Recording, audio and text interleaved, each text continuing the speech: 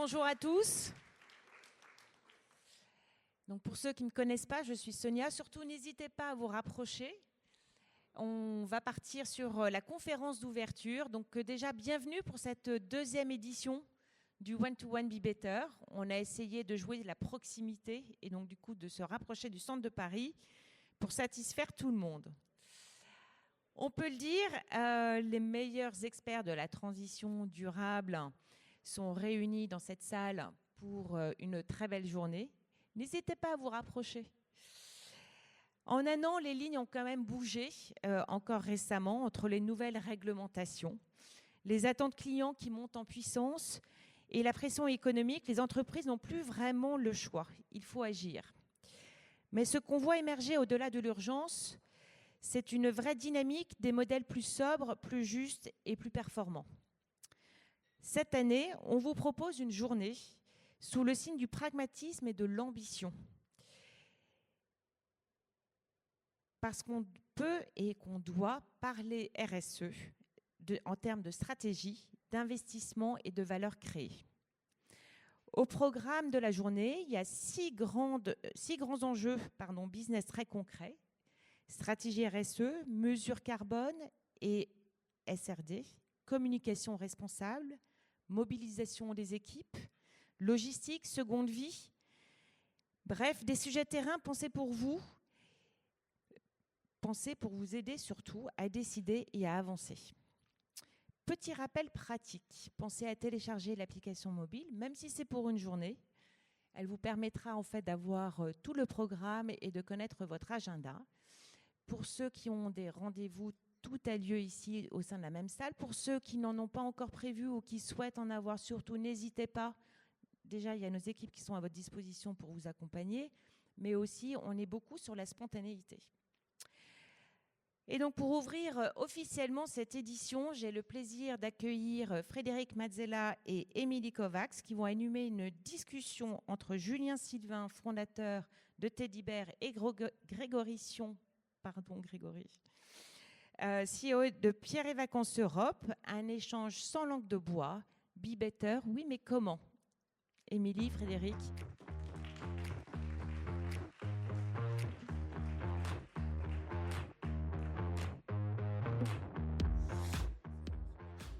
Allez-y, installez-vous. Bonjour à toutes et à tous. Je suis ravie d'être avec vous ce matin. Je suis la rédactrice en chef du média The Good qui fête ses 5 ans cette année.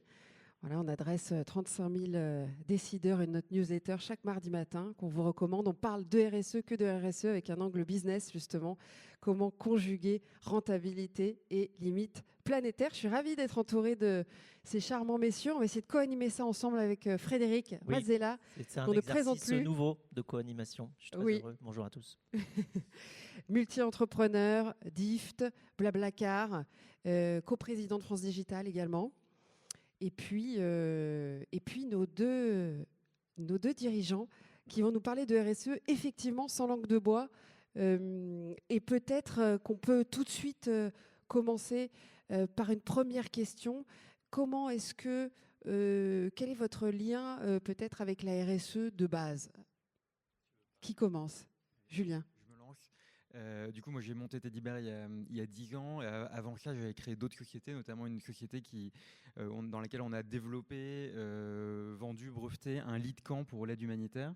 Et donc, ça n'a pas marché. C'était un échec. Mais l'intérêt du produit était de produire localement au plus près des besoins humanitaires. On répondait aux appels d'offres des Nations Unies, notamment. On en a gagné. Et après, on vendait ce produit. Et en fait, ça m'a permis de rentrer à la fois dans le monde de l'entrepreneuriat, à la fois, du coup, évidemment, dans le monde de la literie, même si ce produit était un peu moins confortable que nos matelas. Et surtout, c'était à la base du produit, c'était vraiment dans le design de l'offre, à nous poser une question de fond qui est comment on fait réellement beaucoup mieux que l'alternative qui est le lit de camp qui vient du Pakistan, qui est transporté, stocké, livré par avion. Et donc, du coup, je pense que by design, j'avais vraiment cette volonté, quand j'ai monté Teddy Bear, de faire quelque chose qui nous permette vraiment, dans le business model, d'impacter différemment notre industrie.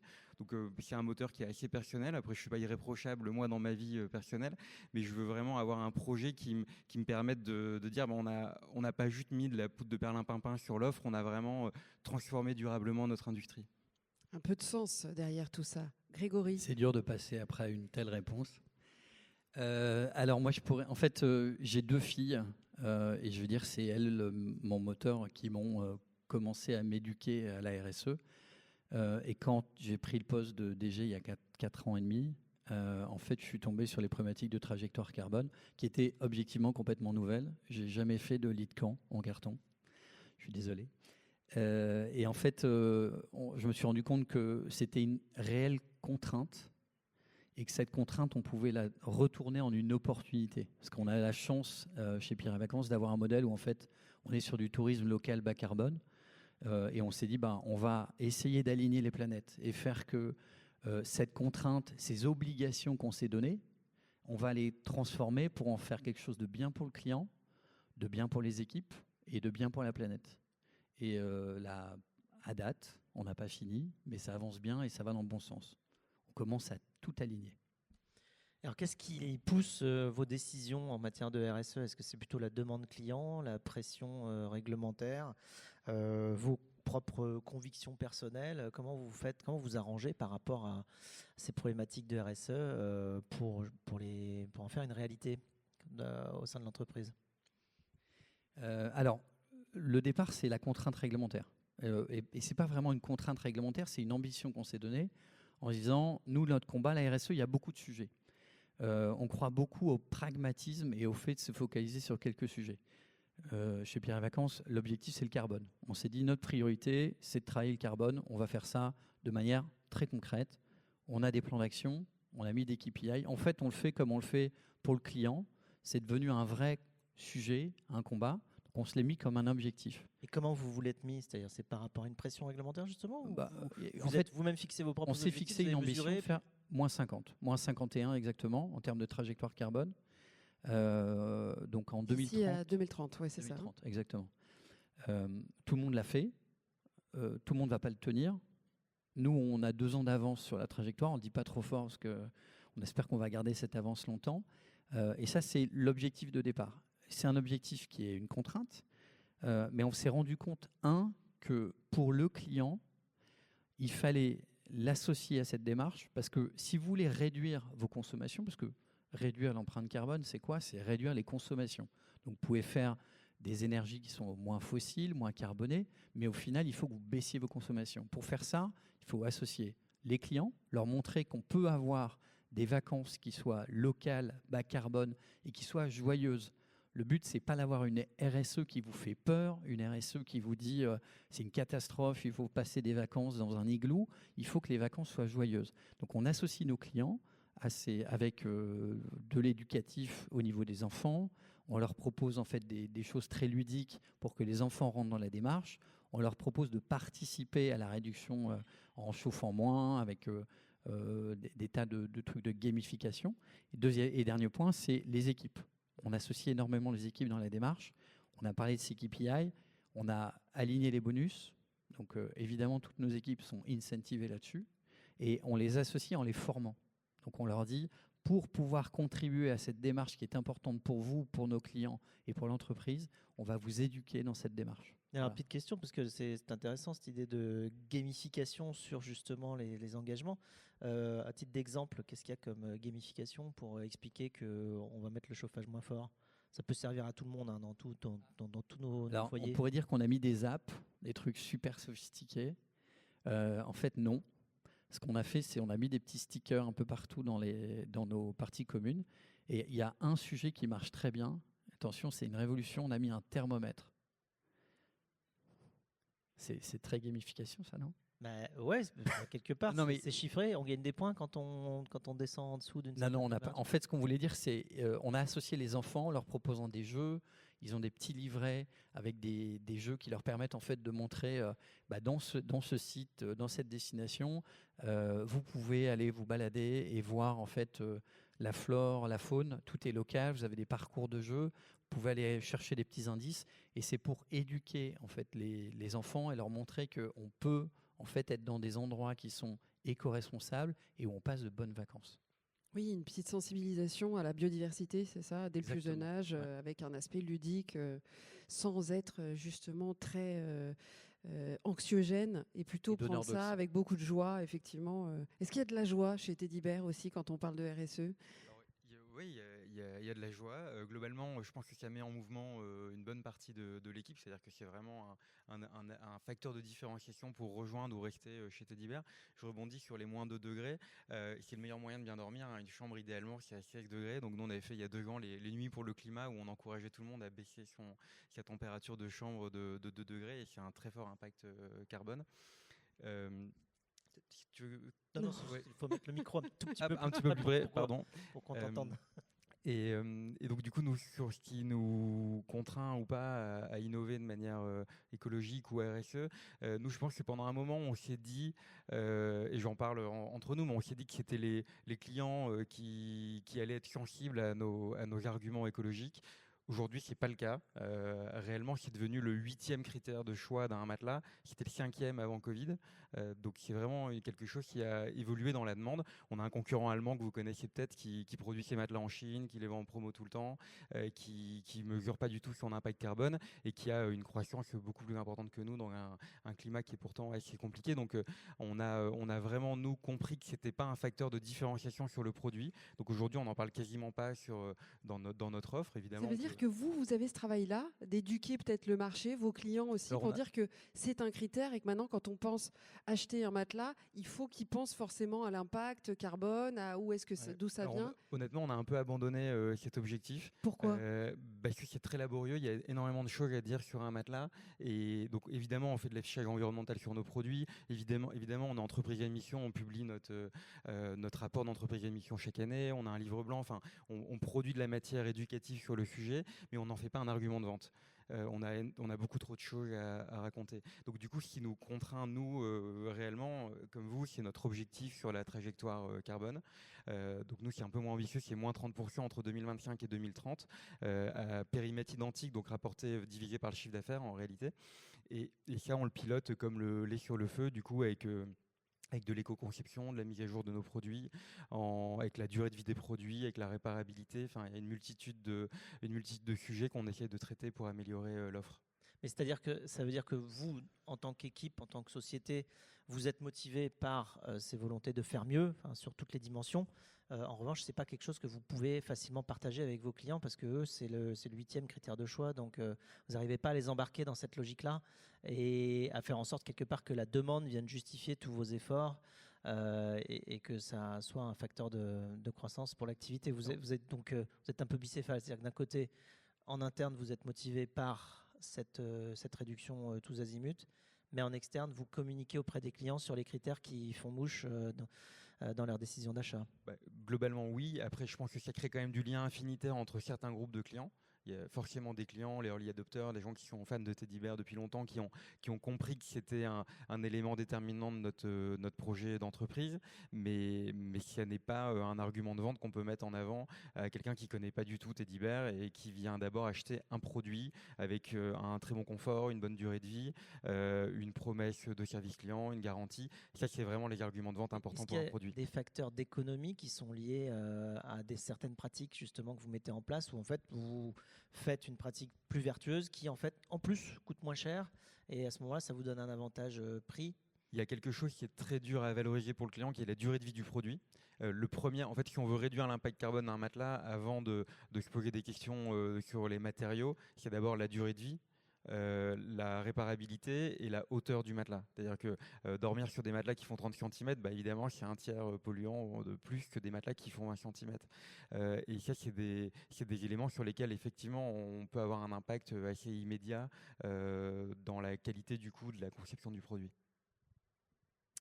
Fred, j'ai envie de te poser cette question. Toi aussi, quand tu as lancé Blablacar, est-ce que c'était une idée que tu avais en tête de présenter ce projet-là comme un projet global avec de la RSE, du sens, tout ça, ou pas? Alors complètement. Enfin, moi, je me souviens qu'au début, même on communiquait dessus. J'avais même calculé, tu vois, à l'époque, les voitures faisaient 120 grammes de CO2 ou 125 grammes de CO2 par kilomètre. Maintenant, elles sont plutôt autour de 100, donc ça, on a gagné un petit peu. Et j'avais calculé que 125 grammes de CO2 en poids, c'est l'équivalent d'un pot de yaourt, tu vois. Et puis en volume, le CO2, quand tu le mets dans l'atmosphère, c'est l'équivalent d'un homme d'1,70 m. Et donc j'avais compté ça, on communiquait auprès des gens en leur disant, ben voilà, vous faites un trajet de 500 km avec votre voiture, c'est l'équivalent de 500 pots de yaourt, quoi. De CO2 émis, ce qui fait quand même, là on se dit ah tiens, c'est quand même, ça fait beaucoup de carbone quand même. Oui, ça fait beaucoup de carbone, mais en fait et en plus, bon, moi je pensais que le simple fait de dire on met 2 personnes par voiture ou 3 personnes par voiture, c'est mieux que d'avoir 2 ou 3 voitures par personne. Enfin, tu vois, c'est assez basique, il n'y a pas besoin d'avoir bac+5 pour comprendre que évidemment on fait des économies, mais même avec ce rationnel là derrière le covoiturage, qui pourtant est une activité facilement compréhensible de réduction des émissions, puisque évidemment déplacer 1,5 tonne pour une personne, c'est moins bien que de déplacer la même 1,5 tonne pour 2 ou 3 ou 4 personnes. Eh bien on avait beaucoup de retours de gens qui disaient oui, mais vous n'avez pas calculé en fait, je sais pas quoi, enfin tout un tas de comment dire, de remarques qui voulaient décrédibiliser le fait que ça pouvait avoir un impact positif. Et donc, tant qu'on n'avait pas de grandes données vraiment, tu vois, systémiques, on n'a pas communiqué. Mais on a recommuniqué dessus il y a 7-8 ans. Les clients, les consommateurs, enfin tous ceux qui étaient intéressés pour utiliser ce service-là, n'y allaient pas forcément pour des raisons écologiques. Non, pas du tout. Alors ça, c'était ma première douche froide. C'est le jour où j'ai fait le sondage sur les utilisateurs de Blablacar, voilà, en demandant pourquoi ils faisaient du covoiturage, et que en fait la raison environnementale ne venait qu'en troisième. La première était la raison économique. Mais justement, la chance qu'on a sur le covoiturage, c'est que comme l'essence, enfin l'énergie coûte cher, à partir du moment où tu la partages, tu te retrouves avec une diminution des frais. C'est pour ça que je parlais de savoir s'il y avait des leviers de vertu quelque part qui en plus font des économies, parce qu'à ce moment-là ça devient un accélérateur de ton activité. Et alors après, par la suite, pour finir l'histoire, comme on était les gens en gros disaient qu'on savait pas, qu'on n'avait pas les chiffres pour prouver ce qu'on disait,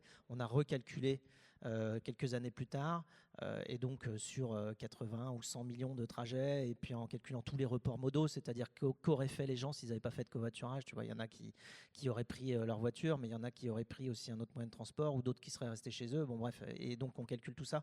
Et là aujourd'hui, on est à 2 millions de tonnes de CO2 économisées chaque année grâce à Blablacar. 2 millions de tonnes, c'est beaucoup en fait, on ne se rend pas compte, mais c'est l'équivalent de 3% des émissions du parc automobile français, donc ça commence à être significatif.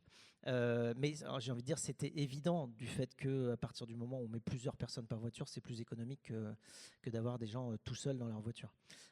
Mais bon, oui, voilà. C'est sur le côté justement où on peut être motivé en tant qu'équipe par certains objectifs, et pas notamment forcément environnementaux, mais les clients qui utilisent, eux, ne sont pas forcément motivés par cela, ils sont motivés plus par... Mais ça peut, et on le voit avec Blablacar, évoluer dans le temps. C'est ça qui va peut-être se passer pour vous. Mais il faut revenir avec des vrais chiffres, c'est-à-dire que quand on communique sur ce sujet-là, il faut être ultra baqué. Nous, on avait fait une étude sur 20 pays, avec avec des millions et des millions et des millions de trajets, et tous les reports modaux, tout calculé, pour justement que quelqu'un qui te dise vous savez pas, tu dis bah si, là pour le coup on sait, là, tu vois. Alors, c'était évident avant, mais là avec les chiffres c'est indiscutable. Pour illustrer aussi ce lien, ou plutôt le fait un peu d'être schizophrène entre la problématique qui est pour nous, pour l'entreprise, pour nos équipes, c'est important, la trajectoire carbone, mais objectivement pour le client ça ne l'est plus. Pourquoi ça ne l'est pas? Parce que si vous lui demandez de payer plus cher pour un séjour, il va dire oui, je suis prêt à le faire, mais il ne le fait jamais. Donc il faut aller, comme le dit Frédéric, dans ce côté où il faut associer les deux. Et un des éléments, moi un exemple que j'aime bien donner, qui est une vraie contrainte, c'est un des sujets en fait à la montagne où on est très présent. C'est, je ne sais pas si vous êtes déjà allé en montagne en février, un samedi, en voiture. Est-ce que quelqu'un visualise ce moment d'extase? Vous êtes en bas et vous mettez 3 heures pour arriver en haut. Vous voyez? L'extase. C'est l'extase. Ouais. Voilà. Et en fait, je discutais avec un maire une semaine après les vacances de février, et il me dit, là, en fait, au rond-point, il y avait 3 heures de queue samedi. Et en partant de ce truc-là, on s'est dit, qu'est-ce qu'on va faire? On va faire une offre. Et aujourd'hui, on a 25% de notre offre qui est ouverte le dimanche. Et on s'est dit, tiens, on va trouver un truc marrant, on va appeler ça les dimanchistes. Donc, on a fait une campagne de pub autour du Partez le dimanche, les dimanchistes, etc. Ça a cartonné. Ça marche très très bien. Aujourd'hui, le dimanche est devenu une nouvelle journée. Et c'est typiquement une innovation contrainte où on dit comment est-ce qu'on peut adresser une problématique RSE, parce que le dimanche, ça veut dire moins de bouchons, les clients sont contents, ils payent moins cher, et en fait, tout le monde y gagne. Il y a moins de temps et il y a moins de voitures qui émettent du carbone. Donc on a typiquement ce type d'innovation qui arrive à réconcilier deux problématiques qui sont complètement antinomiques, quoi. Julien, est-ce qu'on pourrait imaginer un matelas qui serait moins cher parce qu'il serait écologique, ou attirer finalement les consommateurs en disant voilà, vous allez encourager la planète et ça va vous coûter moins cher. Enfin, essayer de trouver une offre un peu comme à essayer de twister Pierre et Vacances. On cherche, il y a un sujet sur la réparabilité des matelas. Aujourd'hui, Bien un matelas. Pardon. Sur la réparabilité des matelas, aujourd'hui, un matelas, dès qu'il est taché, on va le changer, ou quand il est légèrement creusé, on va avoir envie de le changer parce que l'accueil est dégradé. En réalité, quand l'accueil d'un matelas est abîmé, c'est-à-dire quand le matelas est légèrement affaissé, en réalité, c'est juste la première couche d'accueil qui est abîmée. Donc, si on pouvait la retirer et la changer pour une nouvelle, on peut repartir pour 10 ou 15 ans, d'autant plus si on arrive à changer la housse ou la laver, à la limite, nos housses de matelas sont lavables. Et du coup, travailler sur la réparabilité des matelas, c'est un enjeu qui est vraiment très important. Notre éco-organisme Écomobilier l'a compris, mais ça va mettre du temps. Il faut changer beaucoup de pratiques. Vous en êtes tout de ça, oui. Alors, nous, on a un matelas qui est réparable, mais il y a un enjeu dans la RSE qui est de l'accessibilité. C'est qu'au début, c'est difficile à faire. Innover, ça coûte cher. Et c'est pas l'énergie que je vais mettre ou que ma chef de produit va mettre. C'est industriellement, par exemple, derrière, fabriquer ce produit qui va être pensé un peu différemment. On va avoir des petits volumes. Donc là, aujourd'hui, on a un premier matelas qui est réparable, mais qui est un matelas haut de gamme. Et on essaye de le déployer sur nos matelas. On a l'objectif en interne de le faire pour la fin de l'année. C'est pas évident, honnêtement. Oui, parce que vous transformez quelque part votre activité avec un nouveau service, du coup, effectivement, derrière des processus industriels qu'il faut réinventer et processer, etc. Ouais. Surtout qu'on essaye, nous, déjà d'avoir un modèle très optimisé. On fait un niveau de marge qui est beaucoup plus bas qu'un vendeur de matelas traditionnel, parce qu'on massifie la production sur quelques produits. Donc, rajouter cette complexité, c'est vraiment un peu se dévoyer de notre stratégie initiale, mais on essaye de le faire. Et on aimerait bien le faire avec des partenaires, des concurrents. On pense qu'il y a une vraie vertu sur ce type d'innovation à travailler en groupe, en horde, parce qu'on peut faire de la pédagogie auprès du client pour éviter que ça passe comme une innovation gadget qui ne va pas être utilisée pour le client. Il faut vraiment qu'il soit une nouvelle manière de penser l'achat du produit. Est-ce que, parce que je sais quand même dans les voitures, ils ont fait ça, justement, ils indiquent par voiture, par kilomètre, les émissions de CO2. Enfin, il y a même eu un changement quand on regarde les salons de l'auto au fur et à mesure des années. Avant, ils mettaient le prix et la cylindrée, en gros, et puis après, maintenant, ils mettent le prix et les émissions de CO2. Enfin, donc, l'indicateur qui a été mis, forcé par le législateur sur les voitures pour informer le consommateur de la consommation, enfin des émissions des véhicules. Est-ce que c'est quelque chose qui est faisable sur des matelas, et est-ce que, quel ordre de grandeur ça représente? C'est-à-dire comment est-ce qu'on peut, comme c'est des grandeurs nouvelles, je parlais tout à l'heure de 100 grammes ou 125 grammes de CO2 par kilomètre, c'est une donnée qu'on n'avait juste pas du tout en tête il y a 20 ans. Aujourd'hui, maintenant, on la connaît parce que ça a été affiché partout. Sur le matelas, j'imagine qu'il y a, et sur beaucoup d'objets d'ailleurs, pas parce que sur le matelas, mais enfin surtout, sur les vacances même sur aussi, les vacances. Oui, bien sûr. Est-ce qu'on commence à avoir des indicateurs qu'on peut ramener à nous et comprendre, ok, ça c'est 1 kg de CO2, ça c'est 100 kg, ça c'est 3 grammes? Alors oui, il y a par exemple l'indice de réparabilité qui est live, je crois, dans l'électroménager. Il n'est pas encore dans la catégorie meuble et pas du tout dans la catégorie matelas encore, mais ça va sortir. Il y a un environnement normatif qui évolue beaucoup, avec du coup l'indice de réparabilité, la définition réelle de l'éco-conception, qui aujourd'hui est un mot que tout le monde peut utiliser. Alors l'échelle de l'indice de réparabilité, ça va être, c'est comment exactement? Ça va être chiffré sur combien? C'est des étoiles? On n'a pas encore le détail. On ne sait pas. Non, on ne sait pas encore. Non, mais il y a l'affichage environnemental qui est en train d'arriver. Et donc ça, vous l'avez certainement, ou en tout cas, c'est en cours, non? Oui, tout à fait. Donc tous nos produits ont un poids carbone. Après, le détail de l'affichage environnemental sur notre catégorie, il n'est pas encore connu. Mais on a le poids carbone de nos produits. Après, même dans le modèle de poids carbone, il y a des biais. Par exemple, nous, on utilise de la laine française qui aujourd'hui a le même poids qu'une laine néo-zélandaise, alors que le mouton néo-zélandais, il est produit pour sa laine, alors que la laine française, c'est un coproduit d'un ovin qui est élevé pour la viande ou pour le lait. Et donc, c'est un peu aberrant d'avoir le même poids carbone. En plus, la laine est lavée en France, alors qu'elle n'est pas lavée en Chine, elle n'a pas traversé le monde. Mais ça, la base de données ADEME est en train d'évoluer. On a un collectif, notamment autour de la laine, qui est en train de travailler là-dessus. Et on sent que tout ça est très en mouvement. C'est très satisfaisant, ça prend du temps.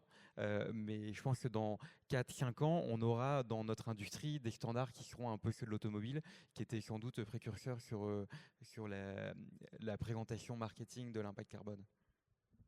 Pareil, est-ce qu'on peut imaginer une offre avec à côté du prix pour réserver un logement chez Pierre et Vacances, un prix, impact en fonction du transport qu'on prend, par exemple Alors en fait, dans les vacances, il y a plus de 70% de l'impact carbone qui est lié à votre moyen de déplacement.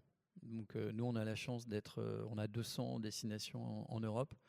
Elles sont majoritairement sur des clients qui viennent en voiture. Donc on développe tout ce qui est voiture électrique. Mais le vrai impact, c'est est-ce que vous prenez l'avion? Est-ce que vous allez loin? Et finalement, nous, on est plutôt à dire il faut qu'on arrive à faciliter l'accessibilité pour des clients qui viennent en train. Donc on travaille avec Tic Tac Trip, pour ne pas les citer, à essayer de développer l'accessibilité et l'arrivée en train. On essaie de développer des bornes électriques pour pouvoir faciliter les gens qui ont des voitures électriques pour la recharge. Nous, on est plutôt des facilitateurs, faire que les gens qui ont des comportements respectueux de l'environnement, on puisse leur donner l'opportunité en fait, de venir plus facilement chez nous. Ces facilitateurs, c'est pas récompense, parce qu'on peut se dire que pour contrer la contrainte, ce serait de dire, voilà, si vous faites ça, on vous donnera une carotte. Est-ce que, selon vous, la RSE, ça marcherait comme ça? Ah bah oui. Non, mais c'est pas. Donc on a travaillé avec la SNCF pour donner un avantage aux gens qui venaient en train. Voilà, on l'a fait. On le fait pas tout le temps, ça coûte de l'argent. Hein. On est en train de réfléchir à des choses aussi autour du déplacement des bornes électriques pour en fait payer pour les recharges quand les clients arrivent. Donc oui, on essaye de mettre en fait des petites primes, des petits bonus pour inciter les gens à avoir des comportements respectueux et faire que finalement on devient un endroit où on attire des clients exceptionnels, ultra respectueux de l'environnement, pour que ça donne en fait des idées à tous nos clients. Oui. Alors juste, je reviens sur mes chiffres parce que je reste un peu sur ma faim. Un matelas, c'est combien de CO2? Un matelas chez vous et un matelas chez les autres. Et puis un voyage juste après, parce que j'ai la même question. Une semaine de vacances, j'ai envie de dire moyennée, c'est combien d'impact, notamment en CO2, si on le chiffre en CO2, et une semaine de vacances chez Pierre Vacances, c'est combien? Et si vous n'avez pas la réponse, c'est OK, mais c'est juste parce que j'ai besoin de... Voilà, parce que en fait, je trouve qu'on a besoin de ce genre de repères pour prendre nos décisions. Dans l'immédiat. Nous, c'est 300, un matelas, base de données ADEME, c'est entre 300 et 350 kg de CO2. Après, il y a différents types de matelas, ressort, mousse, etc. Et nous, un matelas à taille équivalente, c'est 25% de moins. D'accord. 25% de moins, pourquoi? Parce qu'on utilise des matériaux plus responsables, donc qui sont pas forcément du polyester, on utilise plus de ressorts, avec de l'acier recyclé, donc là on réduit l'impact carbone. Il y a aussi le transport. Nos produits sont faits en Auvergne, principalement en Belgique pour le reste. Donc en fait, ce qui est important à voir, je ne sais pas, un matelas, ça fait peut-être 10 kilos, quelque chose comme ça. Non, ça fait 30. 30 Plutôt 30 kilos. Ouais. Plutôt 30 kilos. Donc 30 kilos pour 400 ou 500 kilos de carbone, quoi. Donc en fait, il y a un facteur 10 au moins. Donc le poids de l'objet, faut multiplier par 10 pour avoir le poids en émissions carbone. Mais tu vois, c'est ce genre d'échelle qu'on n'a pas vraiment en tête. Que ça se trouve, c'est la même chose pour beaucoup d'objets. Enfin, et puis il y a même des objets, c'est peut-être x50. Mais avoir cette notion qu'un objet a son équivalent carbone x10 ou x20 ou x50, ça peut permettre aussi d'éviter certains achats inutiles parfois ou les mauvais achats. Parlons maintenant des fournisseurs et de l'ensemble des parties prenantes. On sait que dans les difficultés d'embarquer tout le monde dans cette révolution, dans cette transition, il y a notamment le fait d'embarquer tous ces fournisseurs effectivement en amont, ces parties prenantes. Comment est-ce que ça se passe? Est-ce que vous avez dû faire un peu de pédagogie, les accompagner aussi, voire les sensibiliser, les former, vous rapprocher de vos concurrents éventuellement pour avoir des fournisseurs par exemple plus respectueux de la biodiversité ou mieux électrifiés avec des énergies renouvelables, etc. Est-ce que comment est-ce que vous avez pu les sensibiliser, voire changer de fournisseur si jamais cela ne respectait pas vos chartes RSE? Voilà, comment est-ce que ça se passe de ce côté-là? Je commence. Alors d'abord, effectivement, beaucoup de pédagogie. Expliquer, il y a des partenaires qui font des choses déjà très très bien, mais c'est important pour nous de leur expliquer ce qui est important pour nous, comment on va réfléchir, pourquoi le mix énergétique il a un impact pour nous, pourquoi le fait de réduire le volume de stock a aussi un impact, les matières, etc. Donc on va passer beaucoup de temps à leur expliquer du coup notre projet, en quoi on veut être différent, en quoi ça peut aussi impacter le business model, c'est-à-dire que nous on essaye vraiment de massifier la prod sur quelques refs et du coup les encourager à utiliser de la matière qu'ils vont utiliser pour d'autres partenaires, ça a aussi un impact. Donc on passe beaucoup de temps à expliquer. Et après, on a certains cas, notamment sur la laine, où effectivement, là, on a dû s'associer à d'autres personnes. On a co-créé un collectif avec du coup des enseignes de mode, avec la fédération ovine, avec des éleveurs, avec tout un groupe de parties prenantes de la laine pour arriver à mettre en mouvement cette petite industrie de la laine française qui est quasiment inexistante. Et ça, du coup, c'est vraiment un projet qu'on a porté avec Teddy Bear. Il y a quelqu'un qui s'en occupe très bien, qui est externe à Teddy Bear, mais on a vraiment été un soutien parce qu'on avait besoin de tout un écosystème pour arriver à créer cette filière laine française et à faire qu'on puisse utiliser de la laine dans nos matelas, dans nos couettes, dans nos oreillers, ce qui est aujourd'hui le cas, mais en toute petite proportion par rapport à ce qu'on vend. Et pourtant, la laine a une grande promesse écologique, donc on avait besoin de se fédérer pour arriver à accomplir ce projet, et on n'est plus très loin maintenant. Pareil pour vous?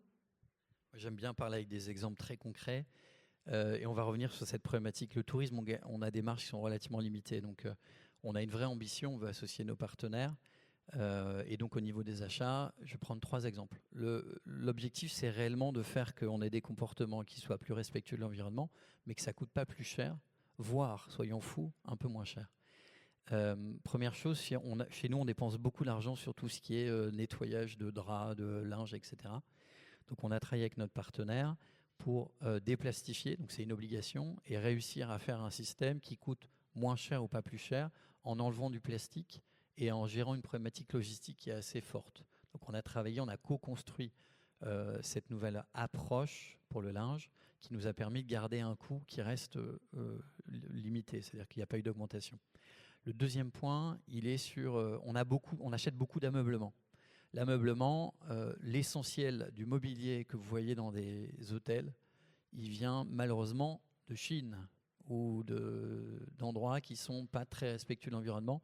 Donc nous, on s'est dit, on veut arrêter ça. Donc on a travaillé sur concevoir une table qu'on utilise maintenant dans tous nos sites, qui est une table éco-conçue, qui est faite en France, qui est faite à partir de matériel recyclé. Et l'idée, c'est de se dire, on va utiliser le matériel recyclé et on va trouver des filières pour que le coût de cette table ne soit pas supérieur à du mobilier que vous achetez neuf, qui vient de Chine et qui a voyagé en container. Donc pareil, ça fonctionne. C'est quelque chose qu'on a lancé. Et le troisième exemple, toujours dans cette logique d'innovation et d'essayer de se dire, faisons les choses autrement, un des gros leviers pour réduire l'empreinte carbone, c'est de travailler avec du local. Là, on l'a donné sur le mobilier. Nous, on a beaucoup de rénovation, donc on rénove nos centres, nos sites, et on travaille donc avec des entreprises locales. On travaille aussi pour faire des choses de manière innovante, différenciante. On a un site à Avoria qu'on a complètement rénové de bout en bout, qui est une passoire énergétique, je ne sais pas si vous en avez entendu parler, il y en a pas mal en montagne, on en a quelques-uns. Et là, on a travaillé sur comment est-ce qu'on peut isoler un bâtiment pour qu'on puisse l'ouvrir. Ça prend beaucoup de temps. En général, quand vous rénovez des gros ensembles, ça prend 2 ans. Donc, on a trouvé une solution pour pouvoir l'innover pour l'isoler de l'intérieur, pour pouvoir l'ouvrir à moitié sur un hiver et faire l'autre moitié l'hiver suivant. Tout ça avec des entreprises locales.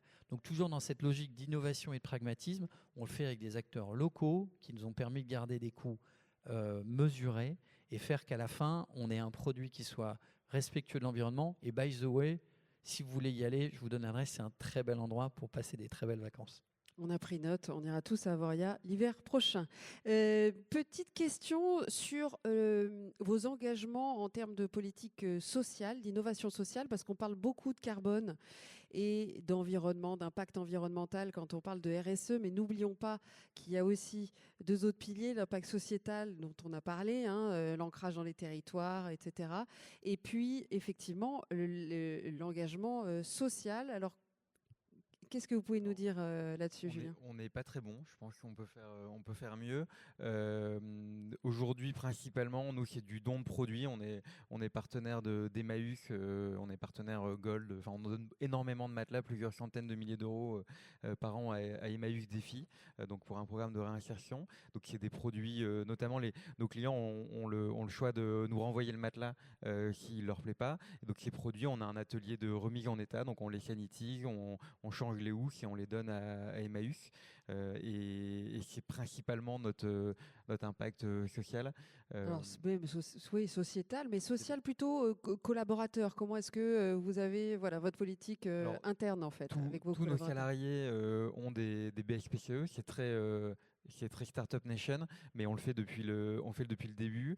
Beaucoup de ces BSPCE ont été en plus convertis en actions et rachetés. Donc, ils ont permis vraiment de se transformer en monnaie sonnante et trébuchante qui a représenté plusieurs dizaines, voire plus de milliers d'euros en 2021. Donc, on continue à le faire pour tout le monde. Et c'est quelque chose qui, à la fois, est vertueux, je pense, parce que ça permet de partager la création de valeur, mais surtout, ça permet à tout le monde de parler le même langage. Donc chez nous, quand on est en réunion d'équipe, on parle EBITDA, on parle dette, on a vraiment un langage qui est commun entre les managers et tout le reste de l'équipe. Et c'est quelque chose qu'on fait vraiment pour tout le monde. Donc même les équipes de vente dans les boutiques, même à l'entrepôt, on l'a vraiment généralisé. Redites-nous combien vous êtes chez Teddy Bear ? On est 80, donc on n'est Voilà. pas très nombreux. Alors, par contre, chez Pierre et Vacances, j'imagine que c'est plus difficile de faire la même chose. Vous êtes combien, rappelez-nous ? On est 2500. Bon. Donc on ne parle pas d'EBITDA et de dette tout le temps, mais il y en a qui comprennent, mais pas tous. Alors sur les aspects sociétaux, nous, il y a beaucoup de choses qui sont importantes. On est là aussi pour faire découvrir les destinations. On est là pour que nos clients puissent découvrir. Donc on développe beaucoup de partenariats avec des acteurs locaux. C'est extrêmement important et ça fait aussi que on aligne les intérêts. Nos partenaires sont contents, les municipalités sont ultra contentes, on génère du PIB en local. Et nos clients sont ultra contents et les équipes tissent des liens. Ça, c'est un premier élément important. Pour arriver à l'aspect des équipes, il y a un point qui est, on est aussi là pour faire les vacances, c'est un super métier. C'est tellement bien qu'on devrait le faire rembourser par la sécurité sociale. On y travaille, mais la dette est un peu lourde, donc je ne suis pas sûr que ça va passer. Mais globalement, c'est un métier ultra important. Et on veut aussi pouvoir faire profiter à des gens qui ont des difficultés. Donc on a une fondation qui offre en fait des vacances à des familles qui ont des enfants qui ont des gros traitements médicaux. Et c'est un moment important parce que, c'est important aussi d'offrir des vacances à des gens qui ne peuvent pas forcément se les payer ou qui en ont vraiment besoin. Et c'est aussi important pour les équipes de les associer parce que ça donne beaucoup de sens. On parlait tout à l'heure de la notion de sens. C'est bien de vendre des vacances, mais si en plus vous dites que vous le faites pour une cause importante et que vous arrivez à générer du bonheur pour des gens qui n'en ont pas beaucoup ou qui ont beaucoup de difficultés, c'est un truc important. Alors nous, on n'a pas incentivé toutes nos équipes au capital. On y travaille, mais ça prend un peu de temps. On a des actionnaires.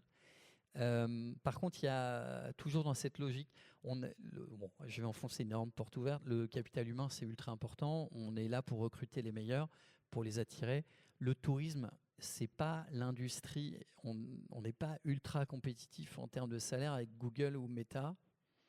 On y bosse, mais c'est quand même assez compliqué. Donc, il faut trouver une autre façon d'attirer les talents. Premier truc, c'est on donne beaucoup d'opportunités. Donc on fait évoluer énormément nos équipes, on les fait voyager d'un site à l'autre, on leur donne des opportunités d'évoluer sur des métiers. On a une forte détection des talents et on essaye aussi d'avoir une politique un peu originale. Nous, notre métier, c'est d'offrir des vacances. Donc on propose à nos équipes de passer du temps dans les résidences. Donc elles ne payent pas et elles travaillent la semaine. Et le week-end, elles peuvent étendre.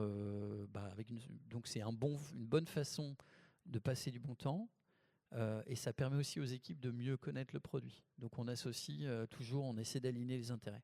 Voilà. Juste, j'avais une petite remarque parce que quand on a préparé cette table ronde, vous m'avez dit que vous étiez quand même très à l'écoute de vos collaborateurs et je crois que votre offre, la Dimanchiste, est venue de l'idée d'un collaborateur ou en tout cas, voilà, vous êtes quand même à l'écoute sur des innovations qui pourraient arriver. Donc, il y a cette communication aussi très fluide en interne. Ouais, en fait, j'ai eu la chance de bosser dans des boîtes plus anglo-saxonnes. Et un truc que j'avais trouvé incroyable aux États-Unis, c'est le DG venait toutes les semaines faire une demi-heure de présentation pour échanger avec les équipes et raconter les choses. Et en fait, on a mis ça en place, on le fait tous les mois, avec l'ensemble des équipes en visio. Et c'est un moment où on donne la parole à différentes personnes et ça crée énormément de liens. Et effectivement, alors le dimanche, c'est une idée qui est sortie avec un maire au bord d'un rond-point où il y avait 3 heures de queue la semaine avant. Mais une autre idée qui est sortie et qu'on a sortie en un mois, c'est le télétravail. On sortait du Covid. Et à un moment, on s'est dit, il faut qu'on on travaille sur une offre. Et c'est réellement sorti d'une discussion avec 2 personnes autour d'une machine à café. Et on s'est dit, on devrait faire un truc où on relance notre produit avec une offre télétravail. Alors ça paraît basique, mais à l'époque, ça ne l'était pas du tout. Parce que je ne suis même pas sûr que les Zooms, on connaissait. Donc c'est des trucs qui n'existaient pas encore. Donc on a bossé là-dessus et c'est sorti effectivement en 15 jours, 3 semaines, en faisant un concept qui a bien marché, qui a donné beaucoup de retours en RP. Et qui a surtout associé les équipes à contribuer à relancer notre produit et notre métier qui a quand même été bien attaqué pendant la période du Covid. Moi, j'aimerais savoir ce que vous pouvez vous envier l'un l'autre. C'est-à-dire, Julien, tu te dis des fois, si on était un grand groupe, je pourrais faire ci, ça et avoir plus d'impact. Et à l'inverse, Grégory, si j'étais une plus petite boîte, je serais, je sais pas, plus agile et je pourrais faire ci, ça. Alors, on commence par Julien. Pas une question facile. Dans le discours de Grégory, ce que j'ai trouvé chouette, c'est que l'actif Pierre et Vacances, effectivement local, il permet d'imaginer beaucoup de. Enfin, c'est un très bel actif. Nous, si on avait une usine, si on avait, faut qu'il soit la bonne usine avec la bonne implantation, mais je pense qu'on pourrait s'amuser énormément, inventer plus de choses. Aujourd'hui, nous on fabrique pas nous-mêmes, on travaille avec des partenaires, et à la fois ça nous permet d'avoir de la flexibilité, mais en même temps ça nous limite un peu dans le fait d'aller plus loin pour innover. Donc, ça doit être des contraintes pour toi, je pense, des contraintes financières, mais je trouve que l'actif il est très pertinent par rapport aux contraintes qu'on a affrontées d'un point de vue écologique. Et après, nous manque quand même réellement de moyens. En fait, globalement, la situation je pense que tout le monde la vit, mais la situation d'un chef d'entreprise aujourd'hui, c'est gérer le court terme avec le long terme. Et nous, on est à des niveaux de rentabilité, de performance économique qui ne nous permettent pas de mettre des moyens démesurés pour viser des objectifs dans 20 ans ou dans 15 ans, alors qu'on devrait. On devrait pouvoir innover beaucoup plus pour résoudre très durablement les problèmes qu'on doit affronter. Donc, c'est peut-être les 2 choses que j'envie à un groupe plus gros. Et après, ce qu'on a, c'est peut-être un peu de créativité ou un peu on a moins de limites peut-être que des plus grands groupes. Alors moi, je suis pas envieux, mais j'aimerais toujours être plus agile. On en parlait tout à l'heure avant la conférence en disant il y a un truc qui est ultra important, c'est il faut beaucoup s'amuser. Je sais pas pour vous, mais moi quand je travaille beaucoup, mes équipes travaillent beaucoup, et c'est ultra important d'avoir un environnement où les gens prennent du plaisir.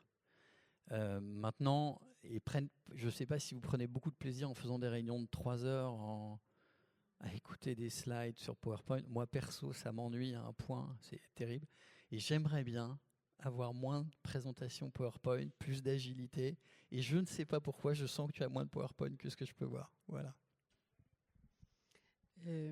Moi, j'avais envie de parler de demain, de se projeter. On a parlé de 2030 tout à l'heure. Comment est-ce que vous envisagez les mois et les années qui arrivent? quelles vont être vos priorités? Est-ce que Teddy Bear, ça va être d'essayer de communiquer, d'embarquer tout le monde vers plus de responsabilité dans l'achat d'un matelas, par exemple, de développer votre service de réparabilité, d'affichage sur cette activité, ce service-là, voilà. Dans nos plans, nous, on est là en ce moment, on est très concentré sur un phénomène conjoncturel qui fait que le marché immobilier étant vraiment quasiment à l'arrêt, les achats de matelas sont aussi quasiment à l'arrêt. Hein, mais c'est 70% des matelas qui sont achetés dans le cadre de déménagement. Donc nous, on essaye de maintenir notre activité dans un marché qui est très baissier. Pour autant, d'un point de vue plus écologique, effectivement, on a deux grandes priorités. C'est la réparabilité. Et le deuxième, c'est l'accessibilité. Donc, c'est arriver à travailler pour que nos produits soient moins chers, qu'ils soient positionnés plutôt dans le cœur du marché. Aujourd'hui, on est perçu comme une marque très CSP+, et on l'est, hein, mais ça faisait partie du play initial de Teddy Bear. Aujourd'hui, si on va avoir un impact et continuer à croître, on a besoin d'arriver à mieux adresser le cœur du marché du matelas, sur lequel on est capable maintenant, avec nos volumes, avec nos produits, d'avoir du coup un impact déjà rapport qualité-prix meilleur pour le client, et en plus potentiellement écologique. Donc on travaille beaucoup sur ces deux enjeux. En plus du phénomène conjoncturel qui est assez laborieux, qui traîne. On s'est dit que ça va durer 1 an, ça fait 2, ça va faire 3 à la fin de l'année. Voilà, j'espère qu'on sortira plus fort parce qu'on se sera posé des questions vraiment de fond sur notre business model, notre taille de marché, comment on l'adresse. Et peut-être, moi j'ai une conviction quand même assez profonde qu'on n'a pas évoquée, mais sur la valeur stratégique d'une société qui a pris vraiment le temps d'adresser en profondeur les sujets écologiques notamment. Je pense que aujourd'hui c'est difficile à voir, mais que dans 10 ans, les sociétés qui n'ont pas vraiment traité le sujet de fond de leur industrie, ça va se voir comme le nez au milieu de la figure. Ça aura été perçu par les consommateurs, il y aura des actifs qui auront été créés qui ne seront pas les bons. Et donc du coup, nous, on a vraiment cet objectif, l'élément écologique qui fait partie de l'ADN de Teddy Bear, qui est dans nos statuts, on est entreprise à mission, et on veut que dans 10 ans, dans 15 ans, être le Patagonia du matelas, parce qu'on aura mis vraiment dès le début dans notre direction ces éléments-là, qui ne se voient pas aujourd'hui beaucoup, mais qui vont être inratable dans 10-15 ans. Donc c'est ma conviction. Donc je garde ce cap long terme, et je me projette aussi long terme dans Teddy Bear. Alors nous, 2030, c'est le même cap, hein, c'est la trajectoire carbone. Plus on avance, plus c'est dur, hein. On a fait le plus facile. Donc là, ce qu'il y a devant, il est plus dur, mais l'avantage, c'est qu'on a de l'avance. Donc on garde ce cap et on va le faire en fait en innovant. Je vais donner l'exemple des dimanchistes. L'idée, c'est qu'on associe les équipes, qu'on trouve des idées en local, qu'on puisse les généraliser, trouver des façons originales de faire que nos clients passent des super vacances et qu'elles soient de plus en plus respectueuses de l'environnement et que ce soit des vacances locales. On a un ADN qui est vacances locales, donc ça c'est super. Pour aller plus loin, on a parlé d'innovation. Il faut anticiper. Nous, on est très fort à la montagne. Le réchauffement climatique, à horizon 10 ans, pas trop de problèmes. 20 ans, pas trop de problèmes là où on est. Horizon 50 ans, ça va être plus compliqué. On est convaincu qu'il faut qu'on diversifie nos destinations. Prendre 2 exemples. Premier, c'est la montagne. Ça fait 4 ans qu'on pousse pour faire que la montagne devienne la destination hype l'été. Vous n'êtes pas encore allé à la montagne, je vous conseille vraiment, idéalement chez nous, mais chez les autres, c'est bien aussi. Parce que en fait, ça répond à ce que les gens cherchent, des vacances moins chères, des vacances respectueuses de l'environnement, des vacances où vous avez plein d'activités. Et ça, on y travaille avec les municipalités pour donner de la visibilité. C'est aussi, en fait, essayer d'aligner les planètes. On est convaincu que ça allait dans ce sens-là. On est convaincu qu'il y a énormément de croissance sur la montagne à horizon 2030. Et donc, on va l'accompagner et l'encourager. Deuxième chose, c'est on est aussi convaincu qu'il faut qu'on développe Pierre et Vacances en termes de destination. Il faut qu'on réduise notre risque, qu'on augmente notre robustesse pour qu'on arrive en fait à proposer des nouvelles destinations qui soient dans l'ADN, donc des super spots de vacances, des super équipes, des super équipements, des piscines, etc., dans des nouveaux endroits. Donc évidemment, on ne va pas aller faire ça en long courrier. Donc on va se développer en Italie, on va se développer au Portugal, pour qu'on donne en fait des nouvelles destinations et qu'on puisse aussi, en cas de problème, je pense que vous avez tous entendu des événements climatiques, il faut qu'on mette des œufs pas dans le même panier pour qu'on puisse diversifier ce risque. Et c'est aussi un élément important en 2030. Le Covid, on ne l'a jamais vu venir. Voilà, le premier qui me dit qu'il l'avait bien anticipé, je pense qu'il ment. Il y a plein d'autres choses comme ça qui vont arriver et il faut qu'on anticipe ce risque. Voilà. On ira tous à la montagne cet été en Blablacar et on dormira très certainement dans un matelas Teddy Bear. Je ne désespère pas de négocier un très bon accord avec Teddy Bear. Fred, j'ai envie de te poser la même question. 2030, comment est-ce que tu vois les choses pour toutes tes activités, pour DIFT aussi? Peut-être un petit mot aussi là-dessus? Oui, alors concernant DIFT, oui, DIFT, ça veut dire don plus gift, donc c'est un don qui est un cadeau que les entreprises peuvent offrir à leurs clients, à leurs collaborateurs également. La personne qui le reçoit décide à quelle cause elle va l'allouer. Donc en fait, c'est une valeur financière que l'entreprise transfère. Alors on le fait typiquement dans le voyage, on le fait avec Accor qui permet à tous ses membres, donc c'est quasiment 100 millions de personnes dans le monde, de transformer leurs points de fidélité en dons à des assos. Et ça, ça cartonne en fait. Les gens adorent parce que c'est une manière qui est perçue immédiatement comme utile d'aller utiliser ces points de fidélité. Et typiquement, c'est utilisé tout au long de l'année pour des programmes qui peuvent ramener de l'eau potable au bon endroit, enlever du plastique des océans, ramener du bonheur dans les hôpitaux pour enfants, ou tout un tas d'activités évidemment, d'actions extrêmement positives. Portées par des associations. Partout. Oui, en chiffres aujourd'hui, donc ça fait un peu plus de 2 ans qu'on a démarré DIFT et on a 350 entreprises clientes. On a contribué à aiguiller 20 millions d'euros vers 300 associations. Donc ça commence à faire des volumes qui sont pas ridicules, ça commence à compter un peu. Et surtout, c'est extrêmement utile pour les associations. À chaque fois que je croise des associations, elles me tombent dans les bras en disant que DIFT a révolutionné une partie de leur manière de fonctionner. Surtout en ce moment. Voilà. Et donc, c'est extrêmement prometteur. Ce qu'on voit, c'est que c'est une manière aussi de faire rentrer la RSE dans des endroits où elle n'allait pas forcément, et notamment dans la relation client. Parce qu'aujourd'hui, il y a 90%, enfin c'est 89% ou 90% suivant les années, et en 15 ans, c'est passé de 35% à 90% des personnes qui attendent des marques qu'elles s'engagent pour le bien commun.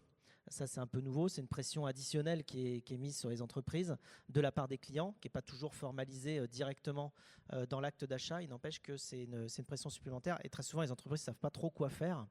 Et parce que si elles font rien, on leur reproche. Et si elles font quelque chose, on risque de leur dire c'est pas ça qu'il fallait faire, il fallait faire autre chose. Donc en fait, avec le DIFT, elles peuvent justement aller proposer quelque chose qui va correspondre aux clients. Donc d'ici à 2030, le million? Moi, je vise le milliard, mais je suis pas sûr d'y arriver. Le million, on a déjà fait le million de quoi? Oui, non, le non, million. On a déjà aiguillé 20 millions d'euros vers donc des assos. Le milliard, pardon. Voilà, après, on peut dire 100 millions, mais en 2030, on va espérer le milliard. Pour DIFT, c'est ça, pour Blablacar?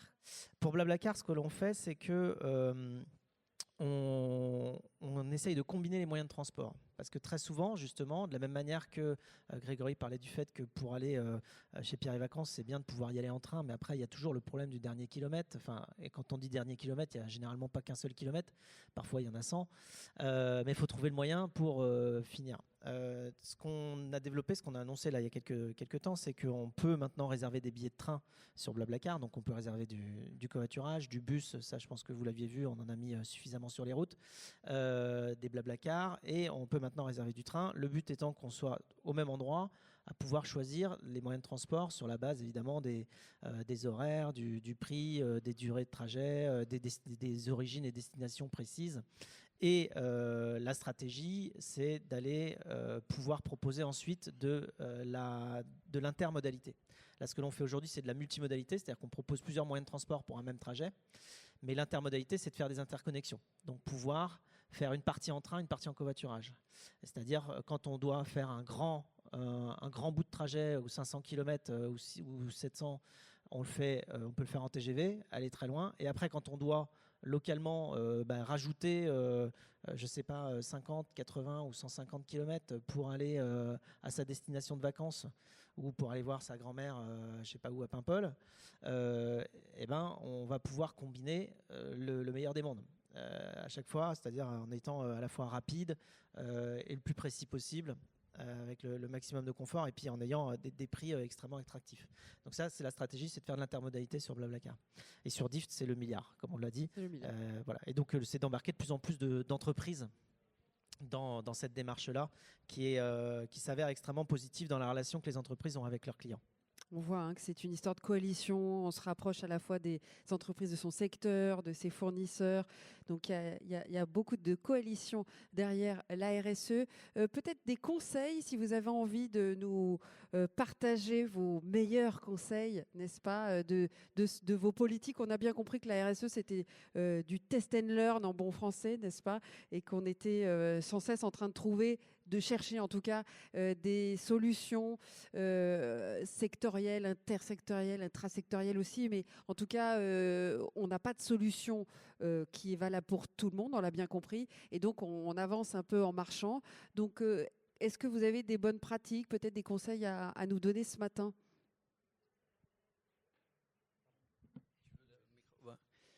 Alors, je serais très arrogant de donner des conseils, donc je vais juste dire, il y a quelques trucs.